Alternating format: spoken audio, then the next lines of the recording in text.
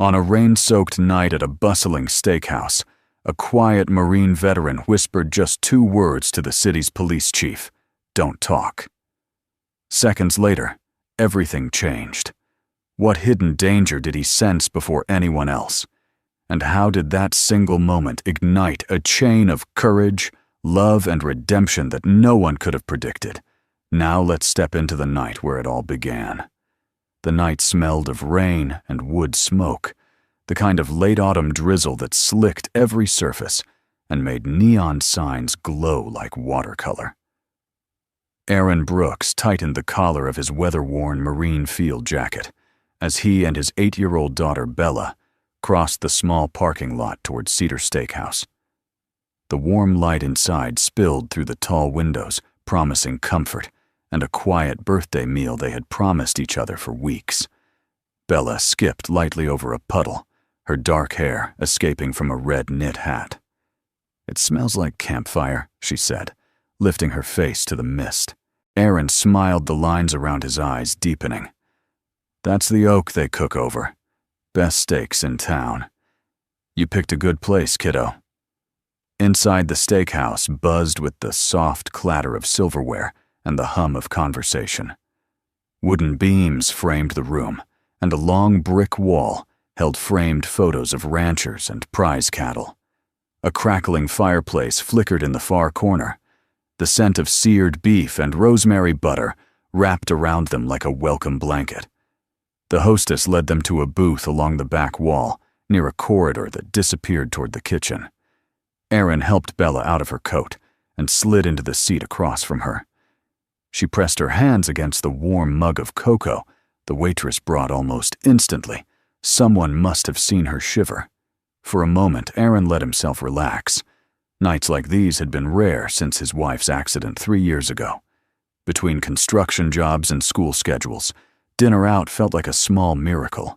Then the back of his neck prickled. It was subtle at first, just the faint scrape of something metal against tile beyond the half-closed kitchen door. A shadow shifted where it shouldn't. He let his gaze drift across the room without turning his head. 2 men in dark jackets lingered near the bar, one pretending to read a menu he hadn't flipped in 10 minutes.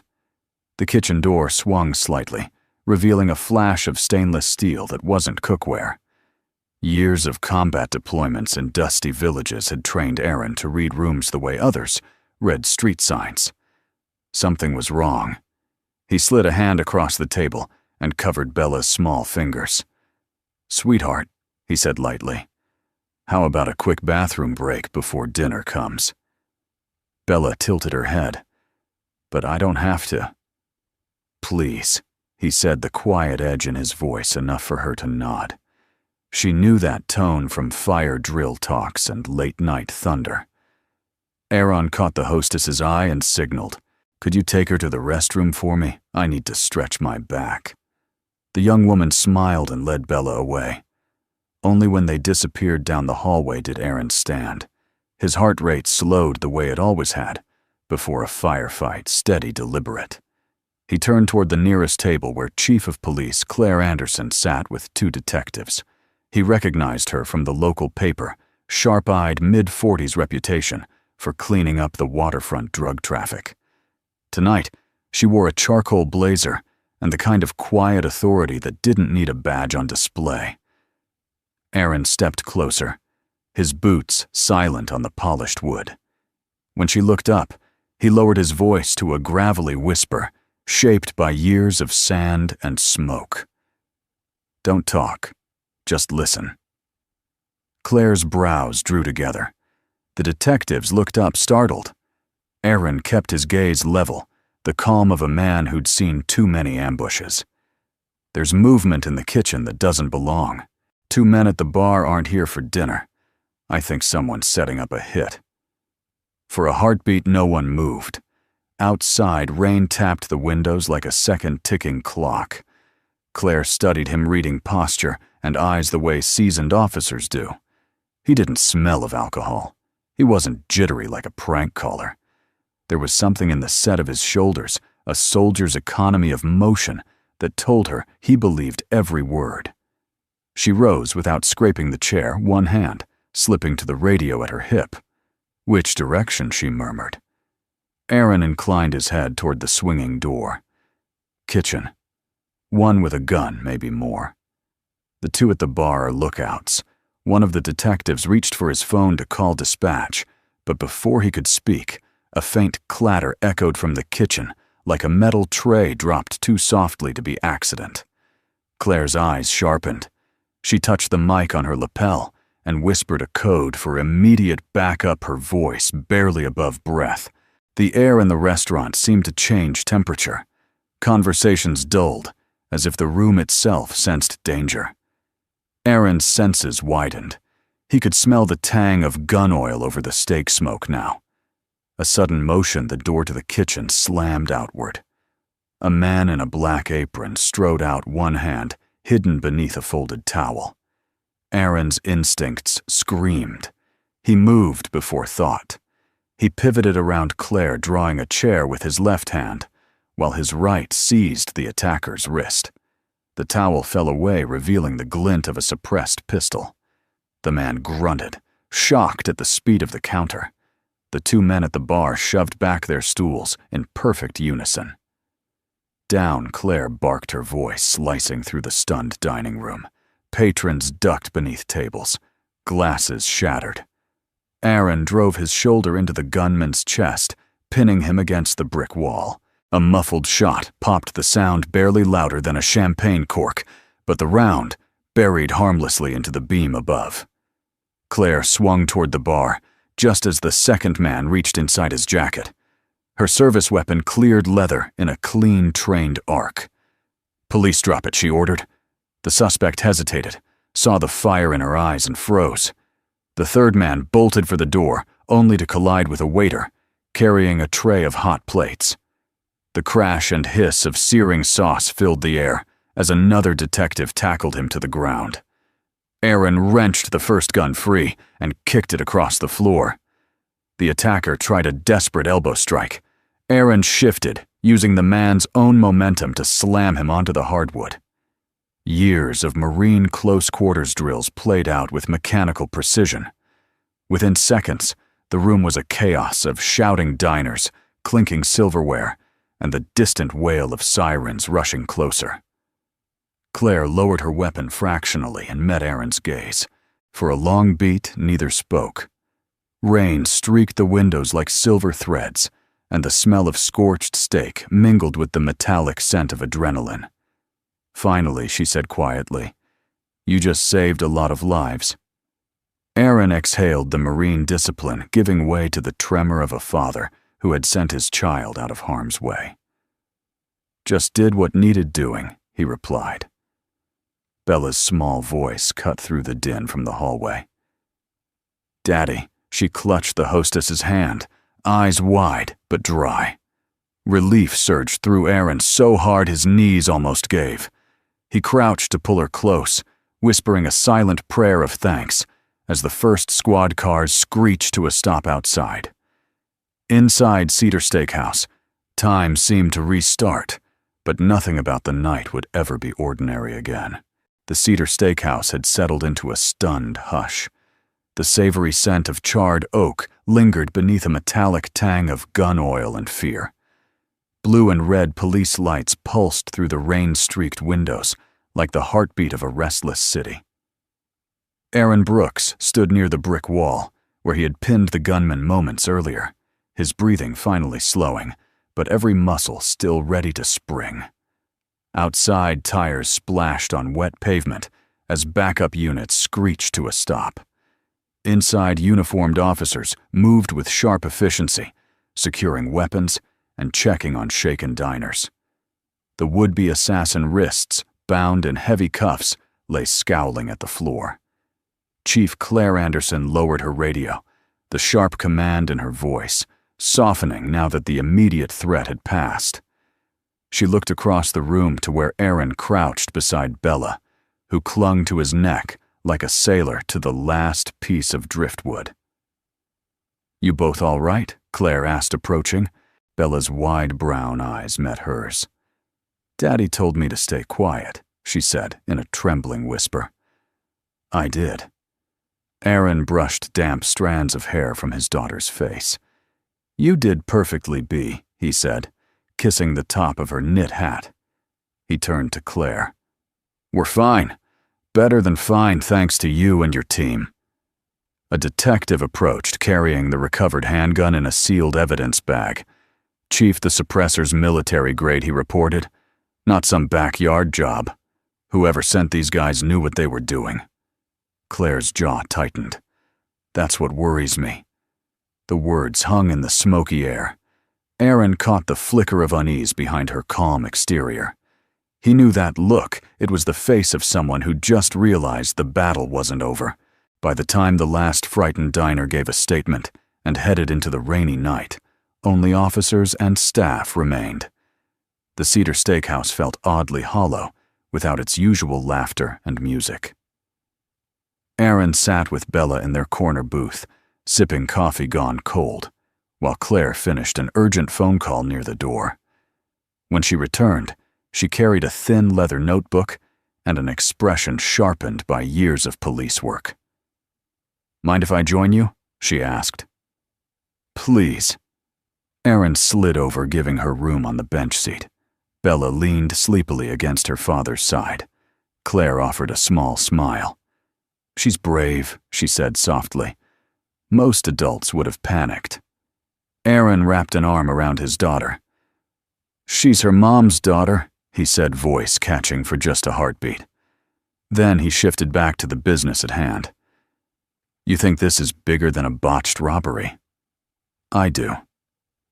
Claire opened the notebook and tapped a page. "The man you stopped is linked to an organized crime ring we've been tracking for months. They specialize in high-stakes hits, money laundering, and steakhouses like this one. Cedar's owner, according to our financial unit, has unexplained cash flows." She glanced up. The scary part.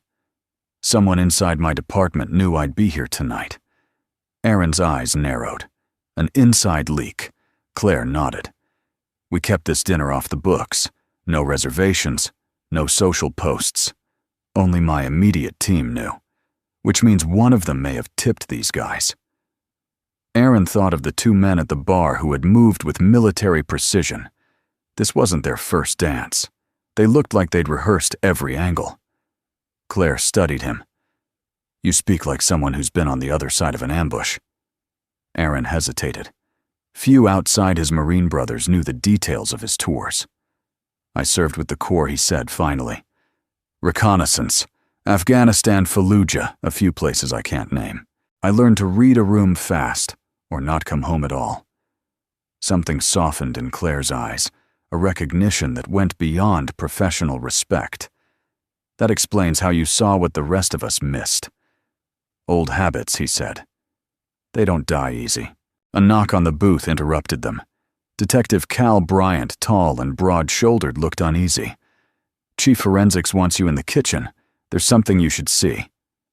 Claire rose, then looked back at Aaron.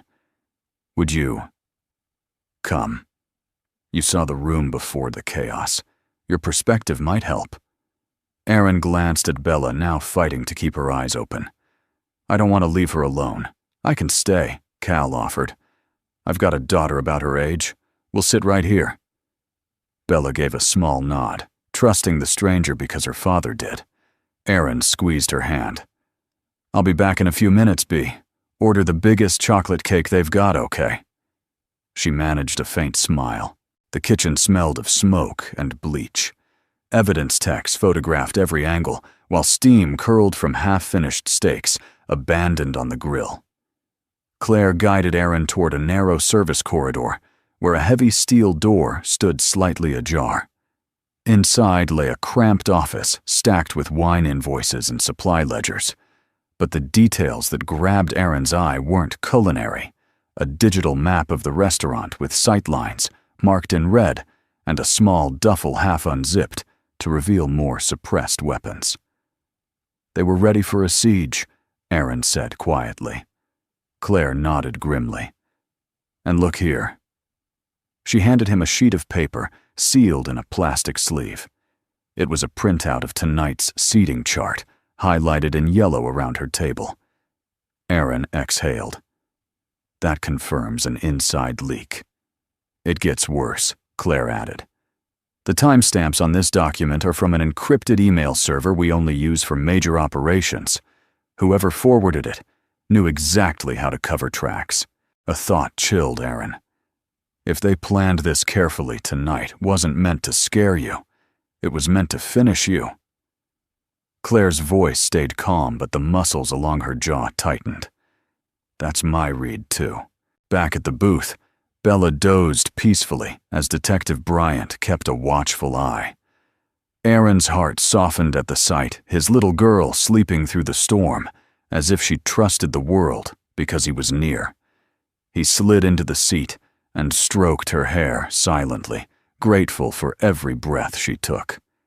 Claire sat across from him again, the weight of new evidence pressing on her. Aaron.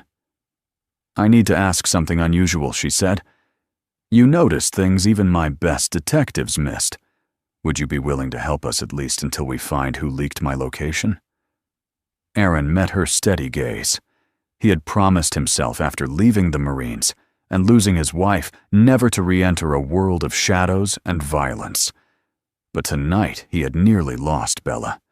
The thought of danger still out there hunting someone who had quickly become more than a stranger made the decision easier than he expected.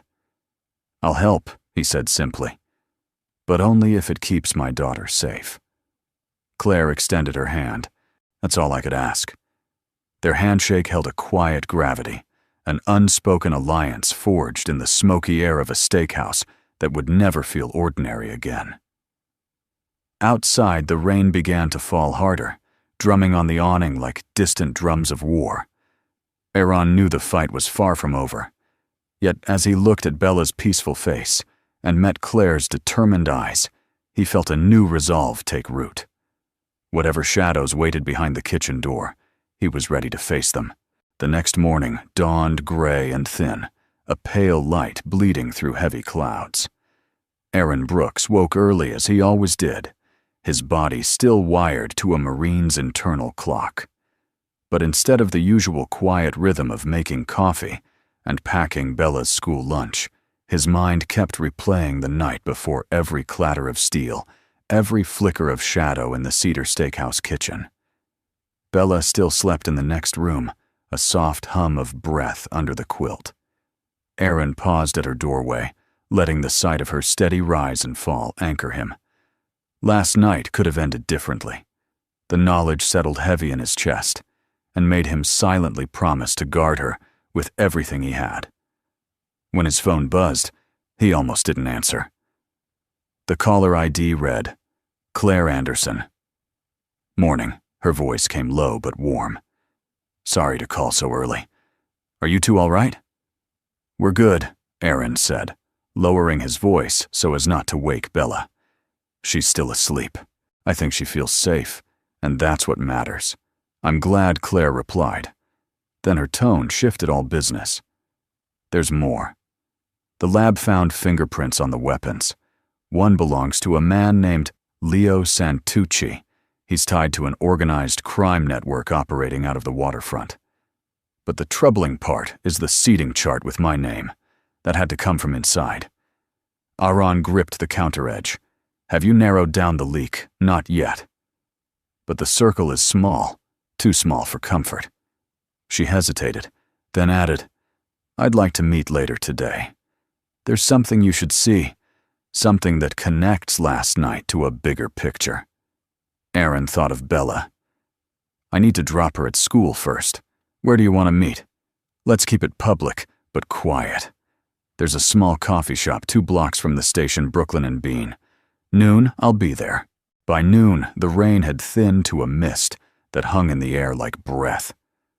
Brooklyn and Bean was tucked between a florist and a used bookstore, the kind of place where steam fogged the windows and jazz played softly in the background. Claire was already at a corner table, a folder open beside her latte. She looked different in daylight, less the commanding police chief and more a woman who appreciated strong coffee and a moment of stillness. Yet the intensity in her eyes hadn't faded. Aaron slid into the chair opposite. What's the bigger picture? Claire tapped the folder. The Santucci network has been using high-end restaurants as a front for laundering money and for more direct business. Cedar Steakhouse is one of several under quiet surveillance. We've suspected that a few of their operations run as safe houses for contract killers. Aaron absorbed that in silence. Last night wasn't random. No. Claire's voice sharpened. And the fact that they knew I'd be there means someone inside my department is feeding them. That leak endangers not just me, but every officer and civilian who crosses their path. Aaron's military mind started mapping connections, sight lines, entry points, how easily the steakhouse could become a trap. These guys move like trained operators, he said. Whoever planned it knew law enforcement response times and how to exploit blind spots. Claire studied him. That's why I wanted to show you this. She slid a photograph across the table. It showed a dimly lit storage room lined with wine barrels. Red grease pencil marks circled vents and ceiling beams. The duffel bag we found contained more suppressed weapons, and this layout. It's a kill box design someone with tactical experience drew this. Aaron recognized the pattern immediately. This is military style. Someone in their circle has combat training. She nodded grimly. Exactly. And that makes them harder to catch. A waitress brought refills, the hiss of the espresso machine masking their lowered voices. Claire leaned in. Here's where you come in, Aaron.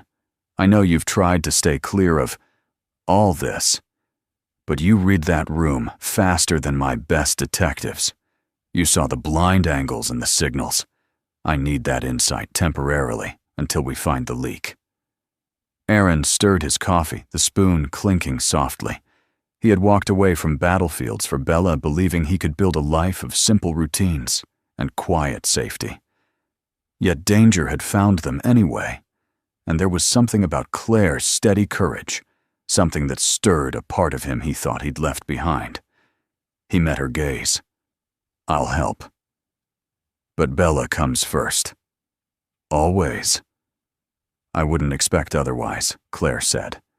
Her eyes softened, a flash of gratitude cutting through the tension. I promise we'll keep her safe. They exchanged numbers and a plan he would review the surveillance footage with her team that evening and help identify tactical patterns. As Aaron left the cafe, he felt the old adrenaline hum of a mission forming a mission he hadn't asked for, but couldn't refuse. Later that afternoon, after picking Bella up from school, Aaron drove to the modest two-story house they rented on a quiet street. Bella chattered about a class art project, but Aaron's mind drifted to the coming meeting. Still, he forced himself to focus on her bright voice to give her the normalcy she deserved. At home, they cooked spaghetti together. Bella insisted on extra garlic bread, which made Aaron laugh. When she asked why he seemed thoughtful, he simply said, "Just helping a friend with some work." It wasn't a lie, but it wasn't the whole truth. After dinner, he settled Bella with a storybook and a promise that Aunt Martha next door would check in while he stepped out for a short meeting. Bella accepted it with the easy trust of a child who believed her father could keep every danger at bay. The police station's operations room smelled of coffee and printer ink.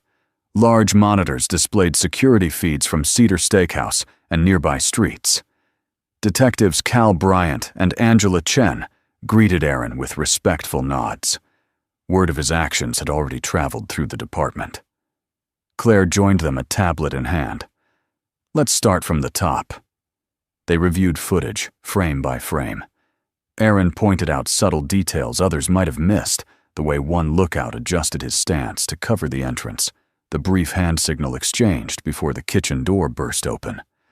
Each observation tightened the timeline and clarified the attacker's strategy. Angela leaned back, impressed. "You've done this before?" Aaron offered a faint smile. Different terrain, same instincts. Then a new clip appeared, grainy but clear enough to show a shadow slipping through a side alley minutes before the attack.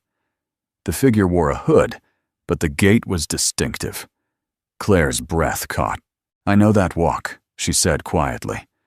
"That's Mark Blevins. He's one of my senior investigators." The room fell silent. Cal muttered, "Mark. Are you sure?" Claire's eyes hardened. "I worked with him for 10 years. I'd bet my badge on it." Aaron felt the air shift. This wasn't just corruption. It was betrayal of the deepest kind. Claire straightened resolve, sharpening every word. "We move carefully. No one outside this room knows. Tomorrow, we'll set a controlled meet and draw him out." She looked to Aaron. "Will you stand with us when we do?" Aaron thought of Bella asleep under a neighbor's watch and of the promise he'd made to protect her. He also thought of the quiet steadiness in Claire's eyes and the countless families who might be saved if they cut off this deadly leak. "Yes," he said simply. "I'm in." As he left the station under a sky still heavy with storm clouds, Aaron felt both the weight of danger and a strange clarity. The path ahead was uncertain, but one truth shone through the mist. The quiet life he had built was giving way to something larger, something that demanded courage, not just for himself and Bella, but for a city on the edge of unseen violence. The following evening, the city's mist returned a thin silver veil over streetlights and puddled sidewalks. Aaron Brooks parked his truck a block away from the quiet brick warehouse that served as the police department's covert operations site. The place looked like any other shipping depot along the waterfront, but inside it pulsed with the low hum of monitors and strategy boards. As he stepped through the reinforced door, the smell of hot coffee and printer ink met him. Chief Claire Anderson stood at the center of a table crowded with maps and photographs, a navy jacket over her holstered sidearm. Her eyes brightened for an instant when she saw him, but the gravity of the night quickly reclaimed her features. "You came," she said simply. "I said I would," Aaron replied.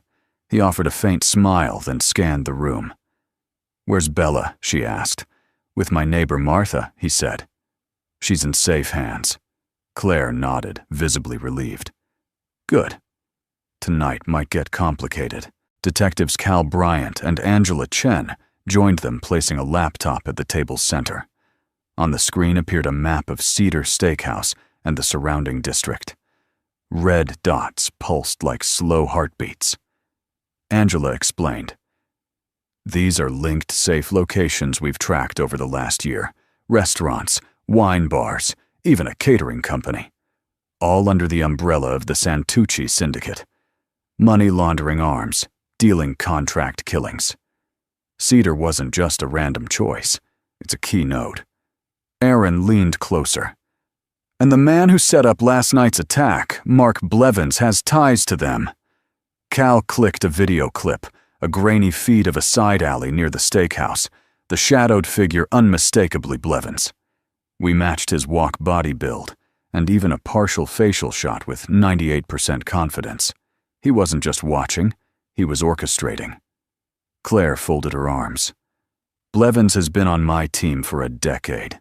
He had access to every undercover schedule, every surveillance plan. He knew I'd be at Cedar. If he's feeding intel to Santucci, we're looking at a deep, long-term infiltration." Aaron felt a chill settle through his chest. This isn't a leak. It's a partnership. Claire's eyes flashed. "Exactly." Angela tapped the keyboard again. Another image appeared, a set of bank statements with transfers in neat high-value numbers. Here's where it gets darker. Offshore deposits hitting an account in Blevins' name under a shell company matching the time frame of every failed sting operation we've had against Santucci in the past 2 years. A low whistle escaped Cal. He's been cashing in every time we missed. Aaron exhaled slowly. He'd seen betrayal in combat interpreters, who passed troop movements to insurgents, officers who siphoned aid money. But seeing it here on American soil carried a different sting. "What's the plan?" Claire straightened her presence, commanding yet measured. Tomorrow night we call him in under the guise of an internal review. The room will be wired for video and audio. We'll let him talk, and when he makes his move, if he makes it, we'll have everything." Aaron tilted his head. "And if he doesn't come alone?" "That's where we'll need you," Claire said without hesitation. "Your eyes, your instincts. You see danger before anyone else," Cal added. "And you're calm. Yesterday, you moved like you were born for it." Aaron shook his head lightly. "Born for it. Maybe trained for it. But I have one condition: Bella stays far from all of this." "Of course," Claire said. "We'll assign a protective unit near your home for the next 48 hours. Their gazes met hers, steady with gratitude, his steady with resolve. Beneath the hum of equipment, something unspoken passed between them, trust forged in the fire of danger. The meeting stretched late into the night. They rehearsed scenarios, Blevins arriving early, bringing backup, carrying hidden devices. Aaron offered tactical insight, drawing on long-ago patrols through Afghan villages and urban raids in Fallujah. His voice stayed calm, each sentence clipped and precise. He mapped the warehouse floor like a chessboard, anticipating every move Blevins might make.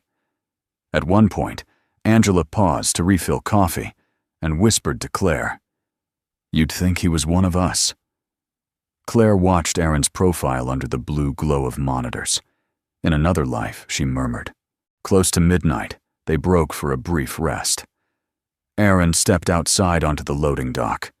The rain had stopped, leaving the air cool and sharp with the scent of the sea. He leaned against the railing, letting the quiet seep in. For years, he'd promised himself a simpler life, no more war rooms or adrenaline surges. Yet here he stood, heart steady, purpose renewed. Footsteps approached. Claire joined him, her jacket pulled tight. Can't sleep either. Never could before a mission, he admitted. Old habits. For a moment they watched the dark water shimmer under street lamps. Claire spoke softly. "I keep replaying last night. The way you moved, the way you saw it all coming. If you hadn't been there." Aaron shook his head. "You'd have found another way. You always do." "Maybe," she said. "But I keep thinking about Bella. She deserves a world where a birthday dinner isn't interrupted by gunfire." He felt the ache of her words. "That's why I'm here. To make sure she has that world." Their eyes met in the dim light, a quiet current of understanding passing between them. For the first time since his wife's death, Aaron sensed the faint possibility of something more than survival, a life where trust and even love could take root again. The next morning brought an early call.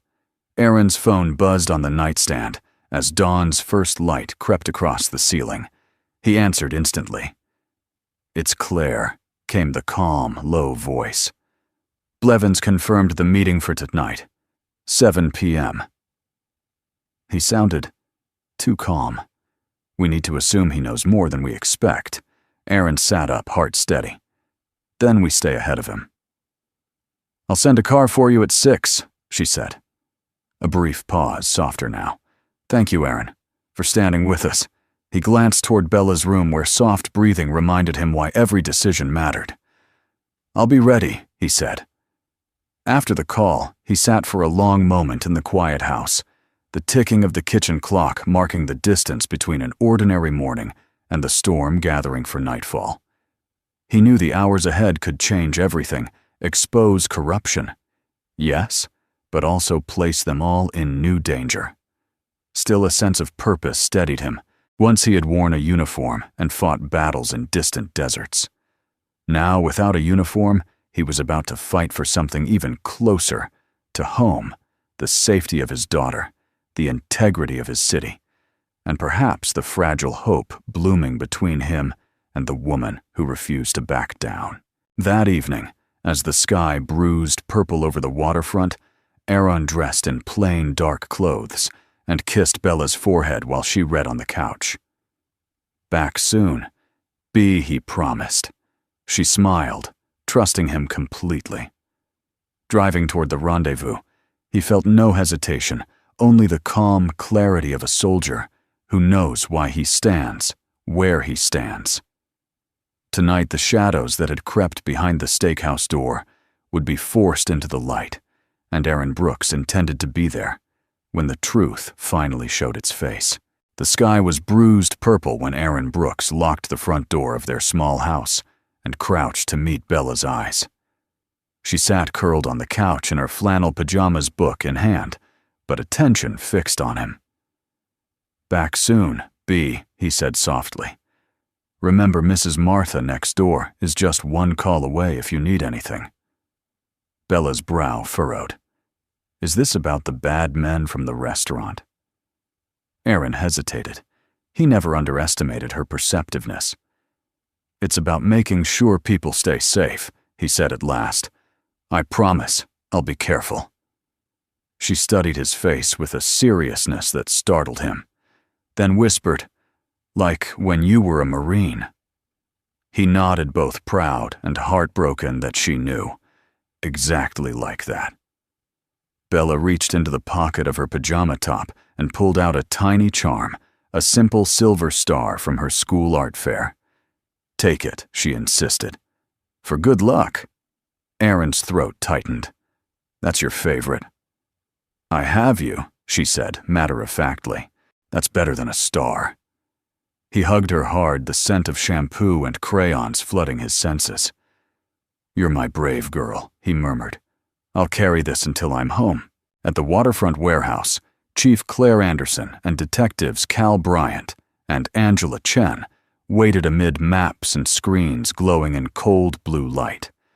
Tonight, every movement felt like part of a silent chess match. At 7 sharp, Mark Blevins was due to arrive. Claire met Aaron at the entrance.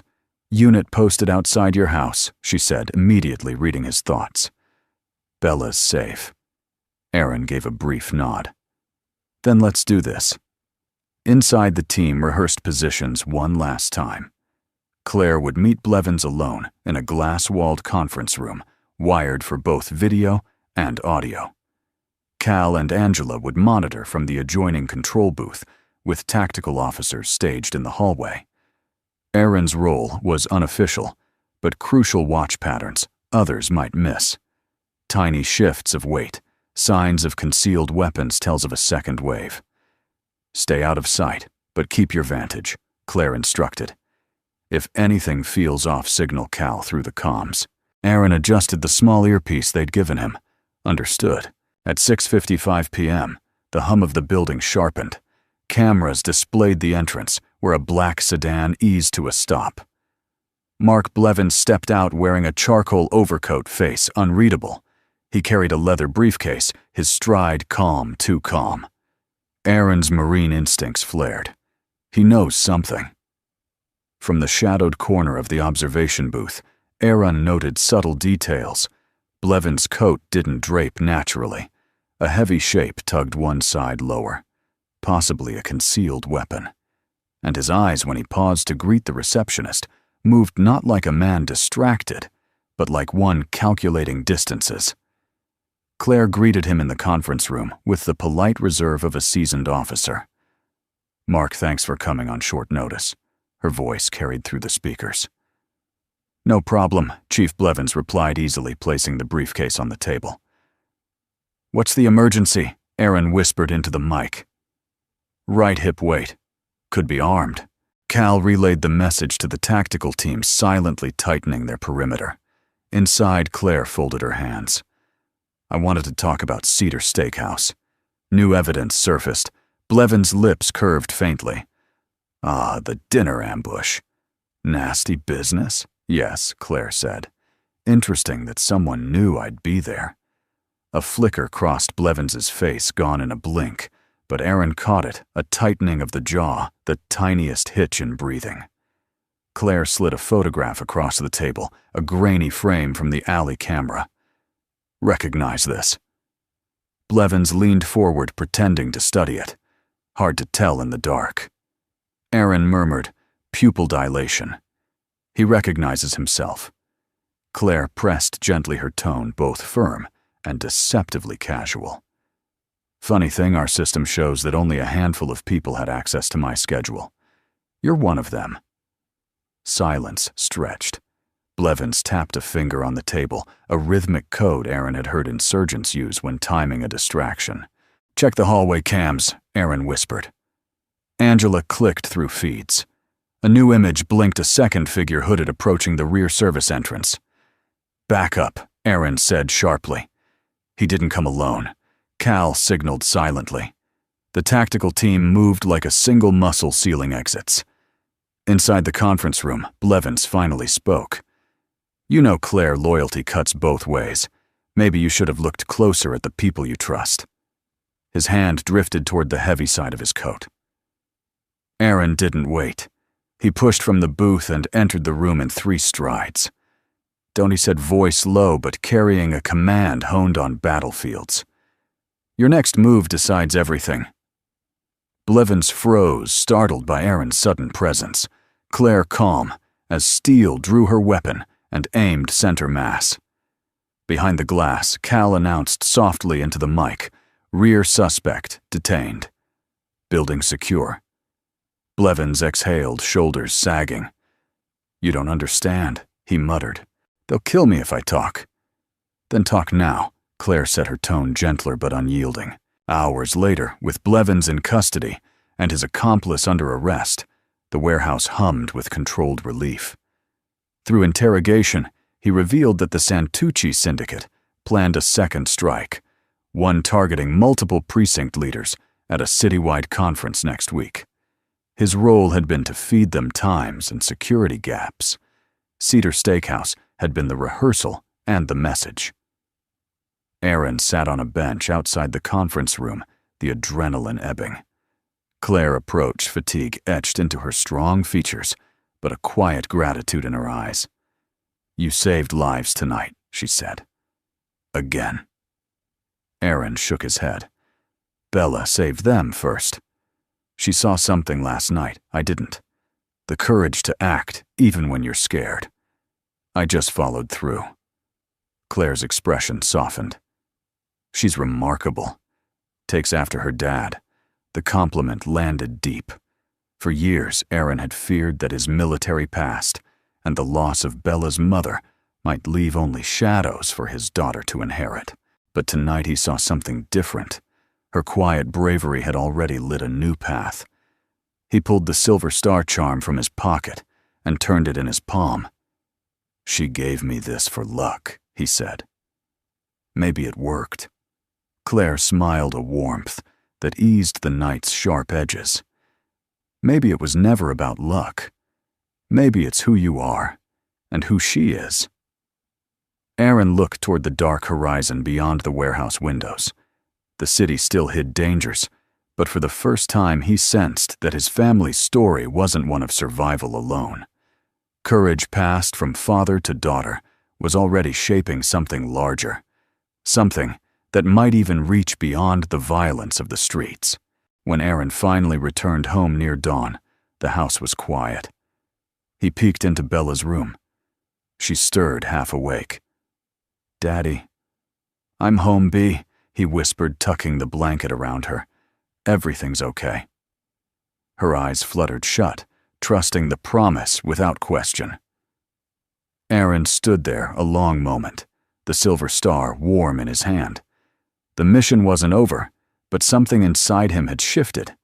He no longer felt like a soldier, merely fending off danger. He felt like a father, building a legacy of courage, one quiet act at a time. The morning after Mark Blevins' arrest broke bright and cold, the first true sun in a week. Aaron Brooks stood on the small back porch with a steaming mug of coffee, watching the thin frost melt from the grass. The quiet should have felt like a reward, but his mind moved restlessly, replaying the night's revelations and the way danger kept circling back, as if war never truly let go. Inside, Bella padded out in her bunny slippers, rubbing sleep from her eyes. "Morning, Daddy." Aaron smiled and crouched to kiss her forehead. "Morning, B. Hungry always," she said with a grin. They moved into the kitchen together, scrambling eggs and slicing strawberries. The domestic rhythm grounded him, but as Bella chattered about school art projects and playground adventures, Aaron couldn't shake the memory of Blevins' words.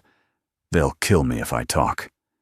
Even here, in this warm kitchen, the shadows of old battlefields stretched long. Later that day, Chief Claire Anderson arrived, bringing a gentle knock and a gust of crisp winter air.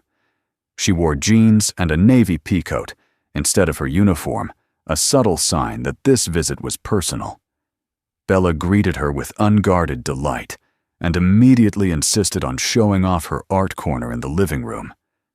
Aaron poured coffee, while Claire admired Bella's drawings, bright houses, starry skies, and one careful sketch of a silver star charm. "She really is something," Claire said softly when Bella ran off to fetch more crayons. "Fearless, but thoughtful. I can see where she gets it." Aaron gave a modest shrug. "She keeps me brave, not the other way around."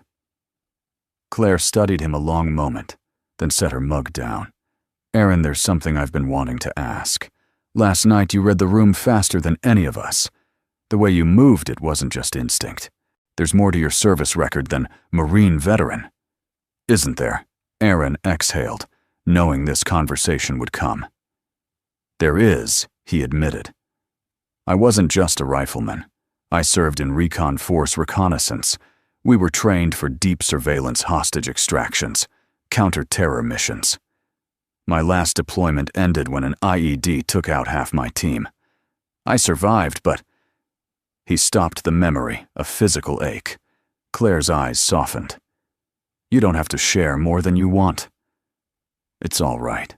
He gripped the coffee cup like an anchor. "I lost brothers that day. And when I came home, I lost my wife in a car accident 18 months later. After that, I walked away from everything. No more combat. No more missions. I just wanted to raise Bella and keep life simple." Silence settled between them, heavy but not uncomfortable. Claire finally said, "I'm so sorry, Aaron. That's more loss than most people face in a lifetime." He nodded. "It changes how you see the world. You stop trusting coincidence. You learn to spot patterns before they turn deadly. I thought leaving the Marines meant leaving all that behind, but maybe some callings don't retire." Bella reappeared with a masterpiece of purple and gold paint. "Look," she announced, breaking the tension. Claire admired it sincerely, then offered to help clean the brushes. As they worked side by side, Aaron felt something unexpected, not just relief at adult company, but a gentle warmth that edged toward hope. When Bella ran outside to play with the neighbor's dog, Claire glanced back at him. "You've carried a lot alone. You don't have to anymore." Aaron met her gaze. "Last night, for the first time in years, I didn't feel alone. Something quiet and steady passed between them, a trust built not on adrenaline, but on recognition of shared resilience." That evening, Aaron joined Claire at headquarters to debrief. The precinct buzzed with a new urgency. Detectives analyzed Blevins' confession, piecing together a web of offshore accounts and encrypted messages. The information pointed to a broader plot. The Santucci syndicate was planning simultaneous strikes on high-profile city officials during an upcoming civic leadership conference. Angela Chen briefed them. "We believe Cedar Steakhouse was a test run meant to scare and to measure response times." Blevins admitted he provided internal security details to Santucci over the past 2 years. Cal Bryant added, "We've got the financial paper trail now, but we still don't know how deep the infiltration goes." Claire turned to Aaron. "We need your eyes again. The conference is in 3 days. Could you review the venue layout with us? We can't afford blind spots." Aaron's first instinct was to say no. Every new step pulled him further from the quiet life he'd promised Bella, but he pictured the silver star she had given him, the faith in her small voice, and he thought of Claire's unflinching courage. "I'll help," he said, "but only if we double security for Bella during the event." Claire nodded immediately. Already arranged. She'll have 2 units nearby and Mrs. Martha as a constant contact. Something in her quick assurance sent a wave of gratitude through him. This wasn't just a chief protecting a witness. This was a woman who understood what mattered most. As the night wore on, Aaron pored over blueprints of the downtown convention center where the conference would be held.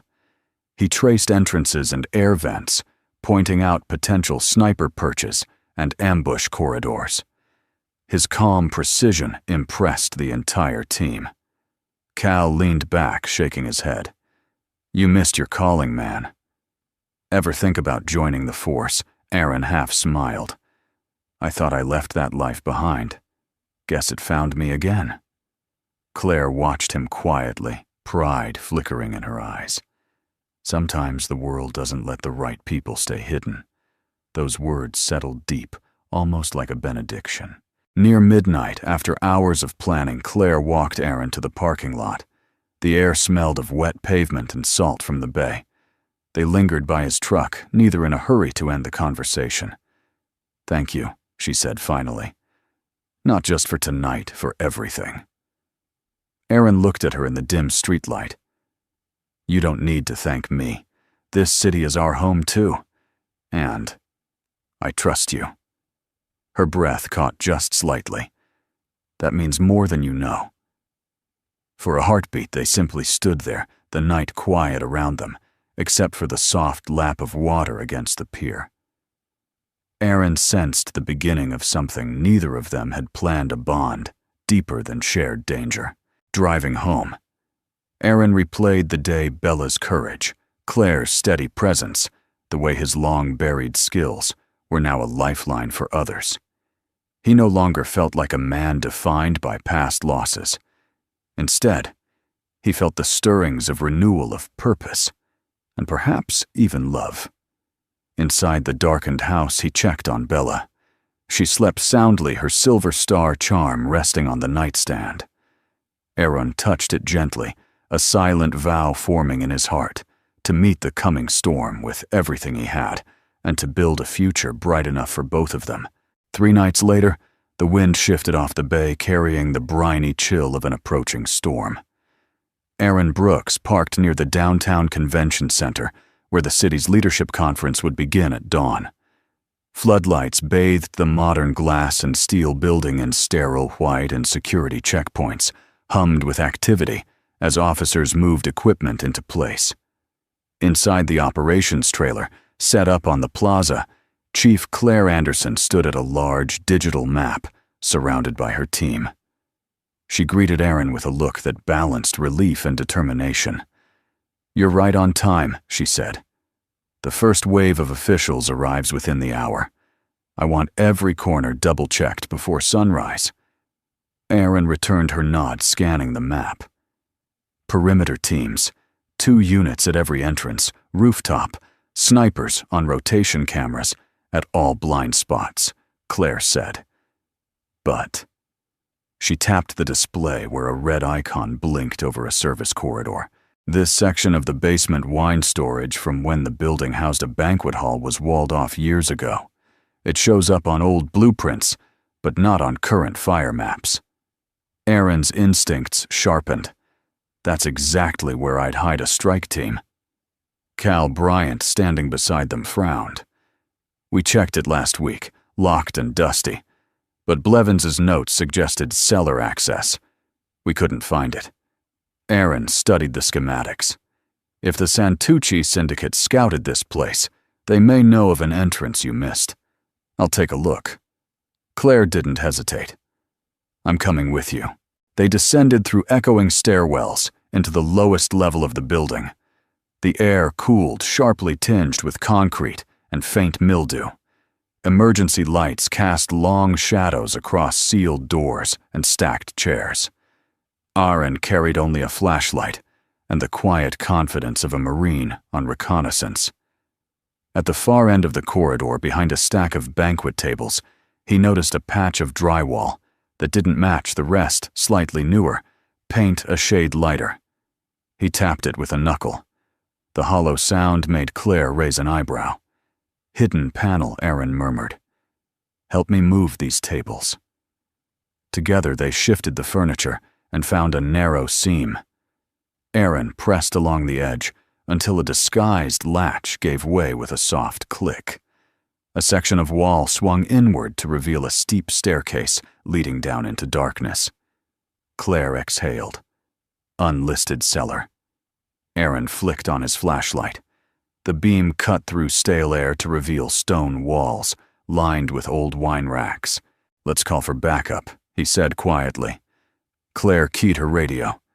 "Unit Bravo, meet us at sub-level corridor C. Bring full tactical." A hiss of static, then a reply crackled copy. 3 minutes out. But in that moment, a faint metallic sound drifted up the stairwell, a muffled clink, like someone checking a weapon. Aaron motioned for silence. "They're already here," he whispered. They descended carefully, each step measured. At the bottom, the cellar widened into a low-ceilinged room where wooden wine barrels stood like silent sentinels. The smell of damp oak mixed with something sharper gun oil. From behind a stack of crates, a whisper of movement betrayed a presence.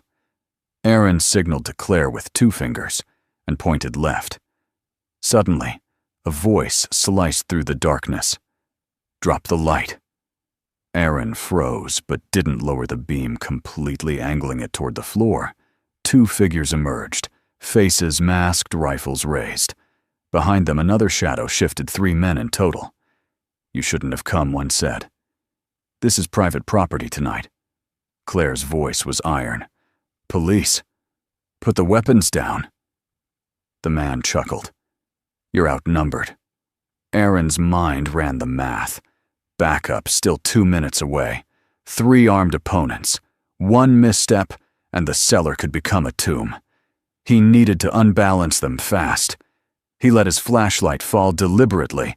It clattered across the stone, the beam skittering like a thrown star and dazzling the men's night vision for a split second. In that heartbeat, he moved. Aaron surged left, slamming into the nearest gunman. Years of force recon training came alive, elbow to the ribs, a twist of the rifle barrel downward. The weapon discharged into the floor with a deafening crack. Claire dove right, drawing her sidearm and firing a controlled double tap that sent another attacker sprawling, weapon skittering into the shadows. The third man lunged from behind a barrel with a knife. Aaron pivoted, blocking with his forearm and driving his shoulder forward. The impact sent the knife clattering across the damp stones. Police freeze. Claire shouted, weapon steady. For a tense second, only ragged breathing, and the drip of water from the ceiling filled the air. Then the wail of approaching sirens echoed down the stairwell. The tactical unit stormed in weapons drawn. In seconds, the cellar was flooded with blue light and shouting officers. The remaining attackers dropped to their knees as the suspects were cuffed and read their rights. Claire turned to Aaron, eyes bright with a mix of adrenaline and awe. If you hadn't seen that seam, Aaron wiped sweat from his brow. Old instincts, basements, and blind spots. My mind still maps them like a battlefield. Cal and Angela arrived moments later, their relief palpable. "We've got the weapon stash," Cal reported. "Explosives, rifles, schematics for the conference hall." This was their second wave, no question. Angela added, "Your hunch just saved hundreds of lives." Aaron glanced at Claire. "Our hunch," he corrected. "You trusted me enough to come down here." For the first time that night, her professional composure softened into a genuine smile. "Looks like trusting you is becoming a habit." By the time they climbed back to the main floor, dawn had begun to gray the horizon. Officers escorted the suspects into waiting vans. Reporters clustered behind barricades, their breath steaming in the cold air as they shouted questions. Inside the now secure building, Aaron finally allowed himself a deep breath. His arms ached from the struggle, but his heart carried a steadier rhythm than it had in years. Something inside him, something dormant since his last deployment, had awakened. Not as violence, but as purpose. Claire stepped beside him. "You've done more than any consultant or officer I could have assigned. You've saved this conference and probably my life twice." Aaron gave a modest shrug. "I just didn't want to explain to Bella why I sat on the sidelines." The mention of his daughter brought a gentle light to Claire's face. She must be proud. Aaron thought of the silver star charm resting on his nightstand and smiled. "She's the reason I keep moving forward." They left the building together as the sun broke over the bay, turning the wet streets into ribbons of gold. For a moment, they simply stood in the cold morning side by side, watching light spill across the city they had just protected. Claire turned to him, voice quiet. "You know, Aaron, courage isn't just about fighting. It's about choosing to stand when the world tries to push you back. You've done that for Bella, for all of us." He looked at her, the warmth of dawn reflected in her eyes. Maybe he said, "But it's easier when someone like you stands with me." Their shared silence said more than words, a bond forged, not only in danger, but in trust, the seed of something deeper than either had expected. The early morning sun painted the bay in bands of gold, but Chief Claire Anderson felt little of its warmth. Less than 12 hours had passed since the violent takedown in the hidden cellar of the convention center. 3 armed men connected to the Santucci syndicate were now in custody, along with a disturbing haul of weapons and blueprints.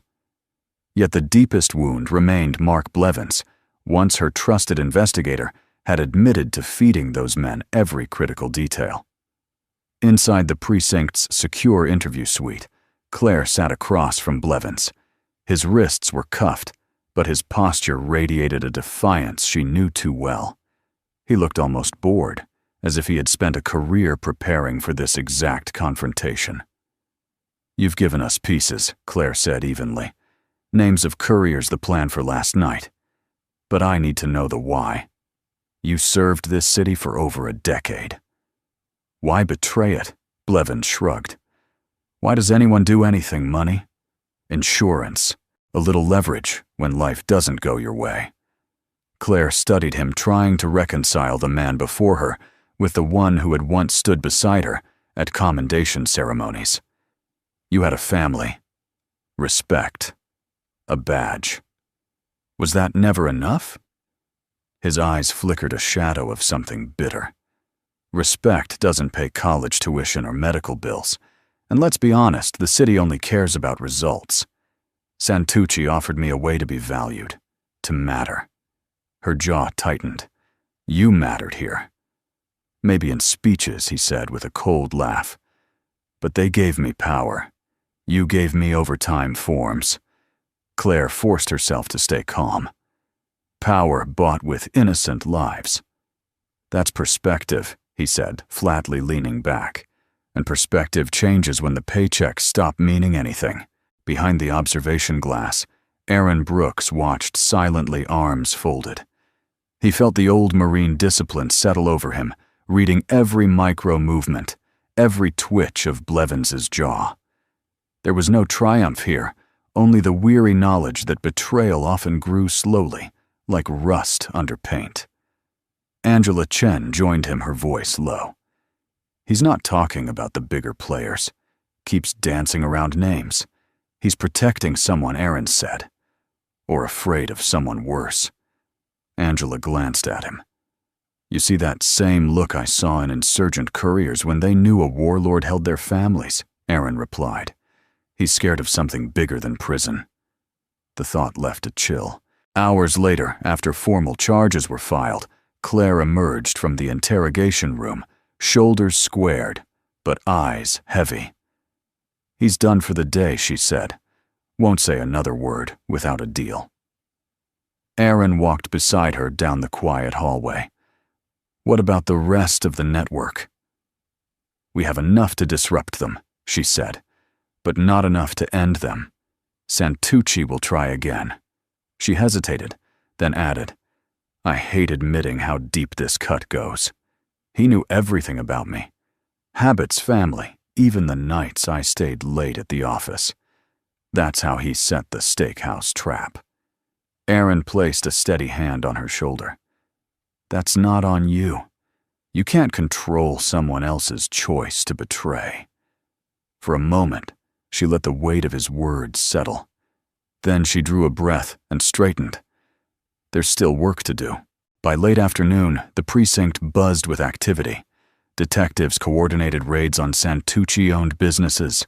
Officers compiled financial evidence from Blevins' accounts. Yet, amid the chaos, Aaron sensed something quieter unfolding. His presence had shifted from visitor to ally his perspective, shaping strategy as much as any official title.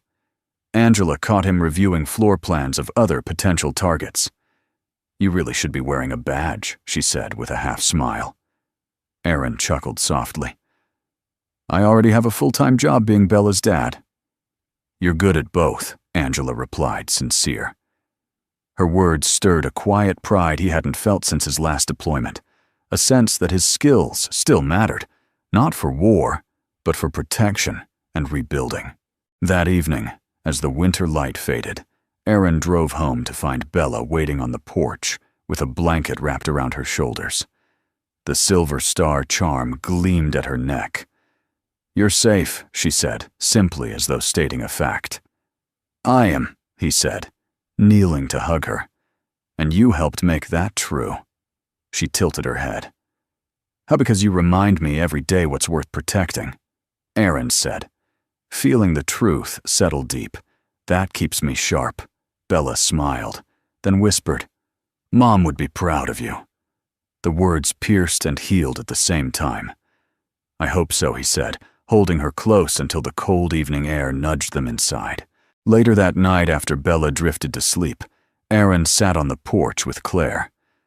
She had stopped by unannounced, carrying 2 mugs of tea and an air of quiet exhaustion. They listened to the soft creak of winter branches, the world briefly still. You know, Claire said after a long silence when Blevins talked about feeling invisible, I realized how easily any of us could lose sight of purpose. He let bitterness hollow him out until he thought betrayal was power. Aaron nodded eyes on the moonlit yard. Combat does something similar. If you let loss define you, you start to believe nothing else matters. And yet, she said, turning toward him, you chose differently. You chose Bella. You chose life. He met her gaze. Maybe because I had someone to choose for. Maybe because I met someone who reminds me why it's worth it. Her breath caught at the double meaning. They sat in quiet acknowledgement the night around them, filled with the unspoken warmth of shared survival. The next morning, city news outlets blazed with headlines. Police chief foils, major syndicate plot, and inside help exposed. But behind the triumph, the department remained on high alert. Santucci's leaders were still free, and the danger of retaliation loomed. Claire briefed her team with calm authority, but Aaron noticed how fatigue lingered at the edges of her eyes. After the meeting, he walked her to the parking lot. You've carried a city on your shoulders, he said. Let someone share the weight. She smiled faintly. Are you volunteering? I already have, he replied, surprising himself with the certainty in his voice. Claire's answer was quiet but firm. Then I'm grateful for you and for Bella. You both remind me why we fight to keep this city safe. That evening, as the sun set over the bay and lights flickered across downtown, Aaron stood on his porch once more. The air smelled of pine and distant sea salt. He thought of the cellar gunman of Blevins' cold confession of how close darkness had come. Yet he also thought of Bella's courage, of Claire's unwavering resolve, and of the way trust had grown from crisis. The war he fought now was not overseas, but within the everyday life he cherished. And for the first time since laying down his rifle, Aaron felt something he hadn't dared to name. Hope, not just to survive, but to build something lasting with those who believed in light over shadow. Inside, Bella called for her bedtime story. Aaron stepped back into the warm house, leaving the cold night and the memory of betrayal behind, aware that while the fight against Santucci wasn't finished, the future he was beginning to imagine might finally be within reach. The city had begun to exhale. A week after the second cellar assault and the arrest of Mark Blevins, life on the waterfront resumed its slow rhythm. Holiday lights glowed in shop windows, and the scent of roasted chestnuts carried on crisp December air. Yet inside Aaron Brooks's modest house, the atmosphere felt anything but ordinary. Aaron stood at the kitchen counter chopping vegetables for supper, while Bella set the table with the care of a young hostess. The silver star charm she had given him now hung from a thin chain around his own neck, tucked beneath his t-shirt. Each time it brushed his chest, he felt both gratitude and a renewed sense of duty. They heard a knock just as Bella finished lining up the forks. When Aaron opened the door, Chief Claire Anderson stood there, bundled in a soft wool coat, a hint of pink on her cheeks from the cold. "Hope I'm not intruding," she said, with a smile that warmed the doorway. "I was in the neighborhood and thought I might bring dessert." She held up a bakery box, fragrant with cinnamon. "You're always welcome," Aaron replied, stepping aside. Bella clapped her hands. "Claire, did you bring those apple tarts again?" "2 of them," Claire said, laughing as Bella hugged her waist. Dinner was easy and unhurried. They spoke of school projects, neighborhood lights, and Bella's excitement for the holiday concert. But beneath the gentle chatter, Aaron felt the subtle current of something deeper, a connection that had been forming since the night they faced danger together. After Bella excused herself to practice piano in the living room, Claire turned to Aaron. "It's strange," she said softly. "A week ago, we were chasing gunmen through hidden cellars. Now, we're here sharing stew and apple tarts. It feels almost peaceful." Aaron poured more tea, the steam curling between them. "Peaceful doesn't come easy," he said. "Maybe that's why it matters." She watched him for a long moment. "You carry the past, like someone who's made peace with it, but I can tell it wasn't easy." Aaron set down the teapot. "I used to think surviving was enough, but since Bella, and since you, I've realized living is different from surviving. Living means letting people in." A gentle silence followed, rich with unspoken understanding. The next evening, Claire invited them to the precinct's annual holiday open house, a tradition meant to show the community a friendlier face of law enforcement. Bella's eyes sparkled at the idea of visiting the police horses and meeting the station's K-9 team. When they arrived, the building pulsed with warmth and lights. Officers handed out cocoa and candy canes, children decorated ornaments, and carolers sang near the entrance. Several officers greeted Aaron with handshakes and quiet nods of respect. Word of his heroism had spread, but no one treated him like a spectacle, just part of the extended family. Bella darted from display to display, finally stopping at the corner, where Max, the station's beloved retired K-9, lay curled on a blanket. She knelt to pet the old dog, laughter spilling like bells. Watching her, Aaron felt a lump in his throat. For the first time since his wife's death, he sensed that his daughter might be growing up in a world not defined by loss. Claire appeared at his side. "She's fearless," she said. "I think Max has found a new favorite human." Aaron smiled. "She has that effect on everyone." Their shoulders brushed as they stood together, and the contact felt natural, as if it had always belonged. Later, when the crowd thinned, Claire led them on a quiet tour of the operations wing. "I wanted to show Bella where we keep the maps," she said, with a playful glance at Aaron. "Your dad practically lives on blueprints these days." In a softly lit conference room, she paused beside a wall of commendations. Among them, hung a recent photograph from the convention center raid officers, cuffing suspects while blue lights flared. Claire's own image stood at the center resolute. Bella looked up wide-eyed. "That's when Daddy helped you?" Aaron crouched beside her. "We helped each other." Claire smiled at Bella, then turned to Aaron. "He's right. We couldn't have done it without him." Bella beamed pride, glowing brighter than the room's lights. "Does that mean Daddy's a hero?" Aaron opened his mouth, but Claire gently touched Bella's shoulder. "It means your dad is brave and kind. Two things that matter more than any badge." Bella hugged Aaron tightly. "I knew it." For a moment, the three of them stood in a quiet triangle of warmth, as if the busy precinct beyond the glass had melted away. As weeks passed, their connection deepened. Claire began stopping by after long shifts, sometimes to share late-night coffee, sometimes just to listen to Bella's stories. Aaron found himself waiting for those visits. The soft knock on the door, the scent of winter air on her coat, the way she brought both steadiness and a surprising lightness. One snowy Saturday, they drove to a Christmas market on the edge of town. Aaron carried Bella on his shoulders through rows of twinkling lights, while Claire laughed beside them, her gloved hand brushing his arm whenever the crowd pressed close. They bought gingerbread and listened to a brass quartet play carols under falling flakes. At one booth, Bella carefully chose 3 ornaments: a silver star, a tiny marine emblem, and a delicate glass heart.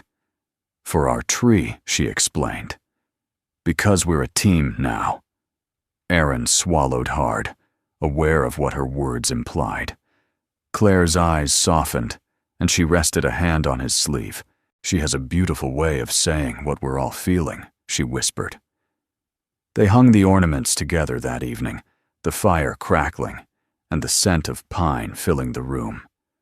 When Bella fell asleep on the couch, Aaron and Claire lingered by the tree. The glass heart caught the light, casting a small red glow between them. Claire turned to him, her voice low. "I haven't felt this belonging in years." Aaron met her gaze, his own heart unguarded. "Neither have I." The quiet stretched, intimate and sure, until Bella stirred and murmured from the couch, "Best Christmas ever." They both smiled, knowing she spoke for all 3. Not every day was holiday bright. News of scattered Santucci activity surfaced from time to time, distant echoes of the violence they had faced. Yet those challenges no longer felt like storms threatening to destroy. They were simply realities to face together. One night after walking Claire to her car, Aaron lingered under the porch light. He thought of the path from that first rain-soaked evening at Cedar Steakhouse to this gentle winter night. What had begun as a whisper of danger, "Don't talk, just listen," had become a conversation of hearts, a slow, steady building of trust and affection. He realized with quiet certainty that what bound them wasn't only shared peril. It was the way they had chosen again and again to step toward life, rather than away from it. He as a father, healing from loss. She as a leader, refusing cynicism. In that choice, something tender and lasting had begun to grow. Inside, Bella slept soundly beneath the silver star ornament she'd hung by her bed. Aaron checked on her, then returned to the living room where the tree glowed softly. He felt the truth settle like warm embers, the home he had longed for after war. And grief wasn't just a house or a safe night's sleep. It was people Bella and Claire who made every breath worth guarding. He whispered a silent promise to both of them. Whatever comes next, we face it together. The new year dawned bright and cold, with sunlight glittering off the bay like scattered diamonds. Aaron Brooks woke before sunrise, a habit the Marines had carved into him long ago. From the kitchen window, he could see thin smoke rising from neighboring chimneys and hear the distant bells of an early ferry. The house behind him smelled of pine and last night's cinnamon tea. Today, he knew would be different. Across the city, newspapers carried the same front-page headline, Santucci Syndicate Crippled in Multi-Agency Raids. After weeks of coordinated operations built on the intelligence extracted from Mark Blevins, the once elusive network was in shambles. The hidden safe houses, shell companies, and encrypted accounts had been exposed. For the first time in years, the city felt as if it was breathing free. When Bella padded into the kitchen, hair a gentle tangle, Aaron handed her a warm mug of cocoa. "Morning, B. Big day," he said. She looked up with bright curiosity. "Because of the police meeting." "That's part of it," Aaron said with a smile.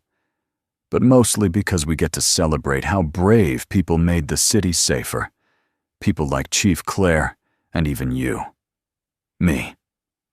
Bella tilted her head. "You helped more than you know." Aaron said, thinking of her quiet courage the night of the Steakhouse attack. Courage is contagious. By mid-morning, Aaron and Bella arrived at City Hall, where a ceremony of thanks had been organized. The marble lobby buzzed with officials, journalists, and community leaders. Holiday wreaths still hung from the grand staircase, but today the decoration felt less like festivity and more like tribute. Claire Anderson, poised in a navy suit that caught the morning light, greeted them near the podium. A warmth flickered in her eyes when she saw them. "You two clean up well," she teased, bending to hug Bella. "You look like the mayor," Bella said with frank admiration. Claire laughed. "Not yet. Today I'm just someone grateful for good friends." The mayor began the ceremony with a solemn speech about courage and unity. Then he turned to recognize individuals who had gone beyond the call of duty. When Claire's name was announced, the room filled with thunderous applause. Aaron clapped until his palms stung, pride rising like a tide. But then the mayor surprised him, and we would like to recognize a citizen whose quiet heroism saved countless lives, Mr. Aaron Brooks. The audience turned. Cameras clicked. For a moment, Aaron froze, a soldier unaccustomed to public praise. Bella squeezed his hand. "Go, Daddy," she whispered. He walked to the podium, heart steady despite the roar of applause. The mayor spoke of Aaron's swift action at Cedar Steakhouse and his role in uncovering the hidden cellar plot. "In times of danger, some hesitate," the mayor said. "Others act." Mr. Brooks acted. Aaron accepted the plaque, the weight of it cool and unexpected. He turned to the crowd, cleared his throat, and chose his words carefully. "I didn't do any of this alone. My daughter's courage that night reminded me what matters most. Chief Anderson and her team turned information into action. I just tried to do the right thing when it mattered. And I believe everyone here can do the same when your moment comes." The hall erupted again, the applause ringing like church bells. Later, after the ceremony ended and officials dispersed, Claire found Aaron and Bella near a quiet alcove where sunlight streamed through tall windows. "You handled that like a pro," she said, eyes bright. "I've given a few briefings in my time," Aaron said with a modest grin. But this one meant more. Bella tugged at Claire's hand. "Can we all have lunch together?" "To celebrate," Claire smiled. "I was hoping you'd say that. How about the new cafe by the waterfront?" "Perfect," Aaron said, realizing he wanted more than a meal. He wanted time, unhurried and ordinary. The cafe smelled of fresh bread and sea salt, carried through open windows. Over steaming bowls of chowder, they talked about everything and nothing. Bella's piano recital, Claire's favorite hiking trails, the simple relief of a city slowly exhaling after months of tension. At one point, Bella excused herself to explore the bakery counter, leaving Aaron and Claire in a pocket of quiet. Claire folded her hands.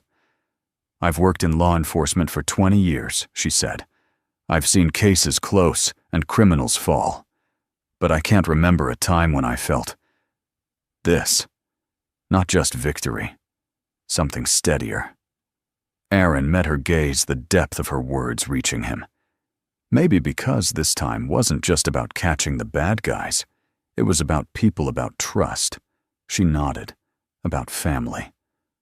A gentle silence followed, filled with the low murmur of other diners and the faint crash of waves. For Aaron, it was the kind of silence that invited possibility.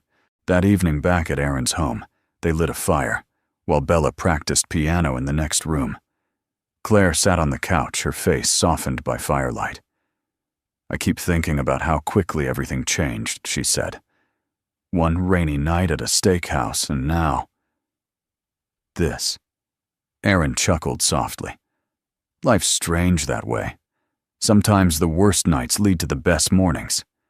She looked at him, her voice almost a whisper. "Do you ever think about what comes next?" He set down his mug. All the time. But for the first time in years, next doesn't scare me. Claire reached across the small space between them and placed her hand over his. The warmth of her touch carried more weight than words. "I don't want this to end with a case file," she said quietly. "Neither do I," he replied. They sat hand in hand, the fire crackling like quiet applause. In the days that followed, the city's gratitude grew. Letters from strangers arrived, some addressed simply to the hero. Dad, others to Chief Anderson's partner in courage. Local schools invited Bella to speak about bravery, which she did with charming simplicity. "My dad listens to his heart. That's what makes him brave." Aaron and Claire continued to build their connection, not through grand gestures, but through small, ordinary acts, helping Bella with homework, grocery shopping, together evening walks by the bay.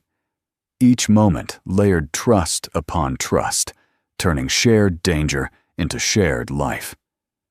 Aaron found himself reflecting often on a truth he had once resisted, that courage was not only in the dramatic moments of combat or crisis.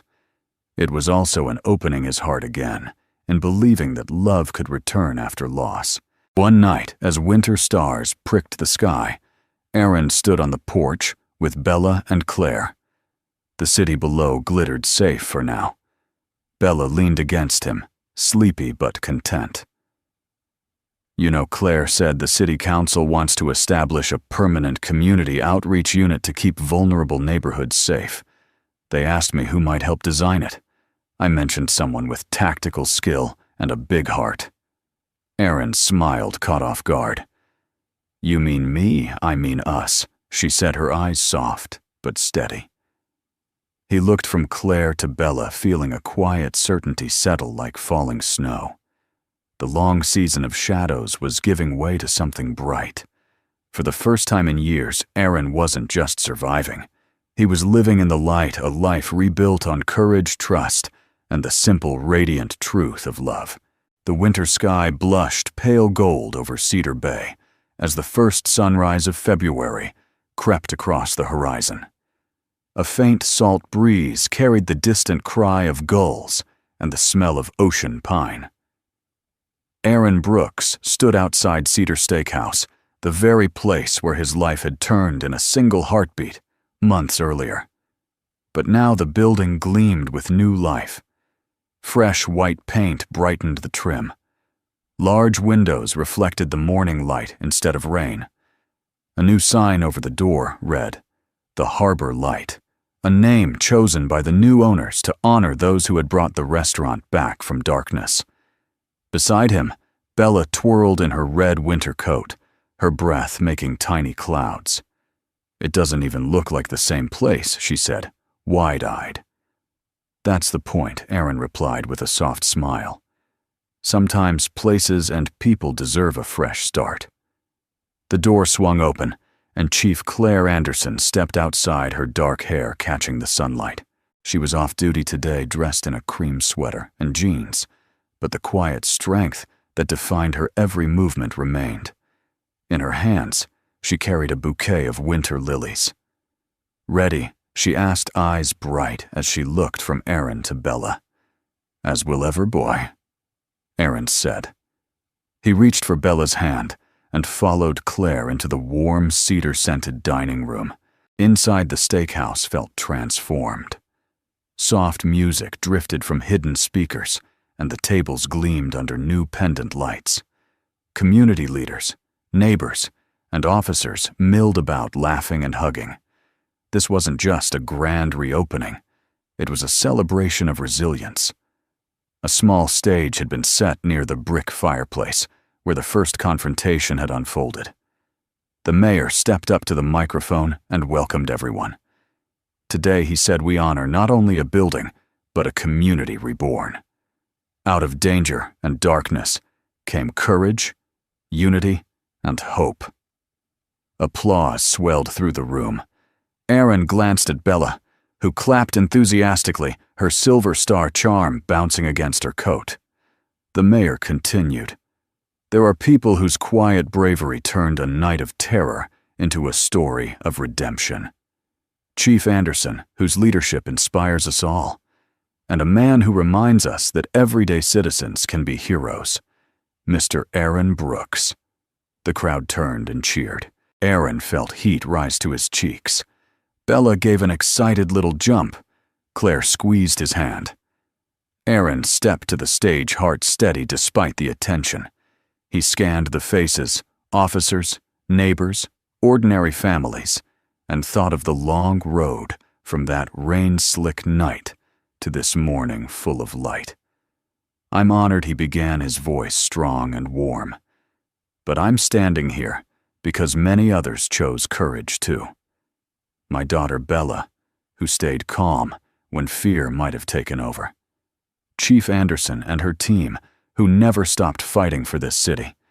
And everyone who believes that light can outlast darkness. This place is proof of what happens when people care more about each other than about fear. The audience rose in a standing ovation.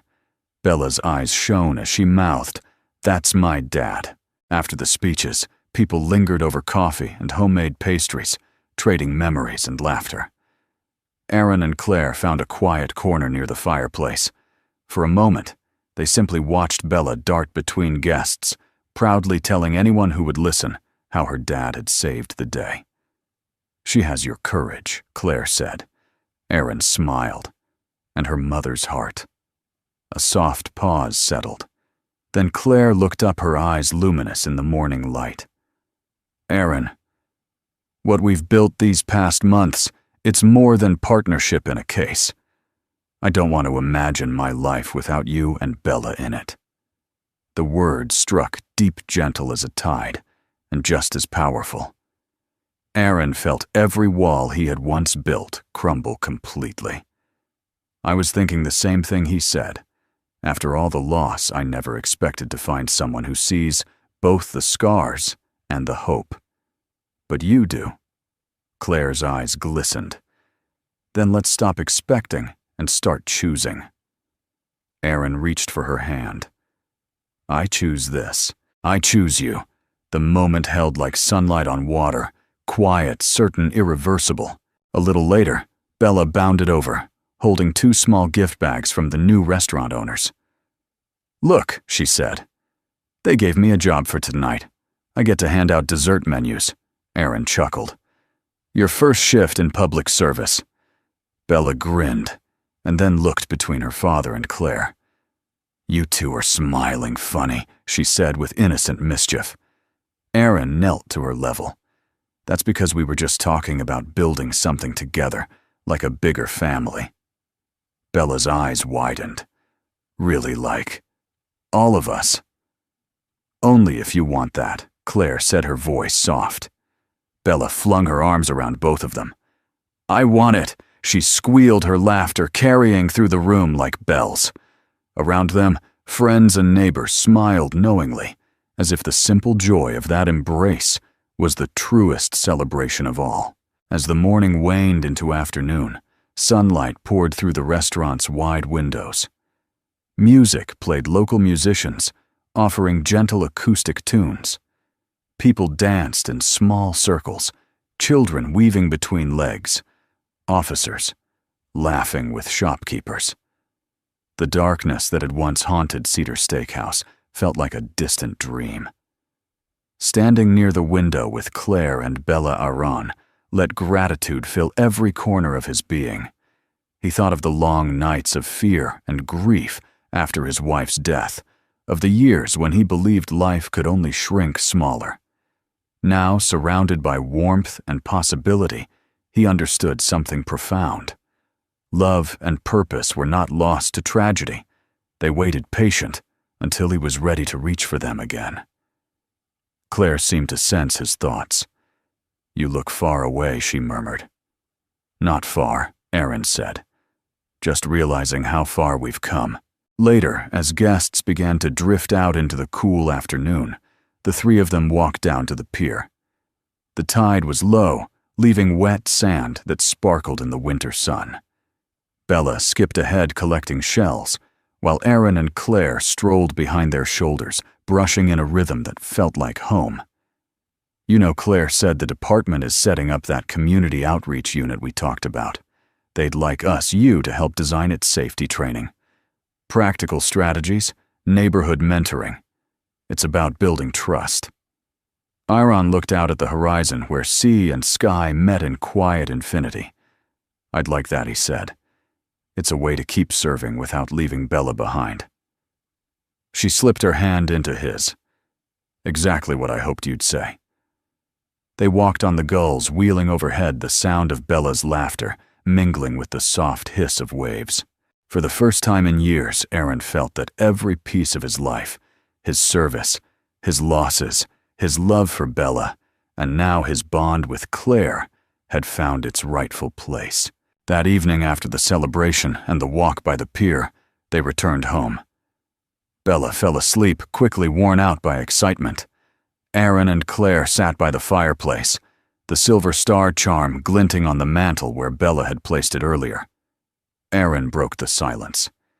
"When this all began, I thought I'd already lived my biggest battles. I didn't expect the fight for hope to be the hardest and the most rewarding." Claire leaned her head on his shoulder. "Maybe that's what real courage is. Not just facing danger, but choosing love after loss." He rested his cheek against her hair, breathing in the quiet truth of her words. Outside, the winter night deepened, but inside the house, a gentle light seemed to grow, steady, unending. Aaron closed his eyes and offered a silent prayer of thanks for the daughter who had given him reason to fight for the woman who had shown him how to live again, and for a future that promised not merely survival, but joy. Somewhere in the house, Bella stirred and murmured in her sleep, "Best day ever." The simple phrase settled over Aaron like a benediction. Yes, he thought, the best day and the beginning of many more. Before we say goodbye, we'd love to hear from you. Where in the world are you watching from tonight? Share your city or country in the comments. Your stories and voices are what make this community so warm and inspiring. If this journey of courage and hope touched your heart, please consider subscribing to Soul Moments Story. It's the simplest way to stay close to every new chapter of kindness and second chances we share. From all of us here, thank you for spending this time with us. Your presence means more than words can say, and we look forward to welcoming you back for the next story that uplifts the soul.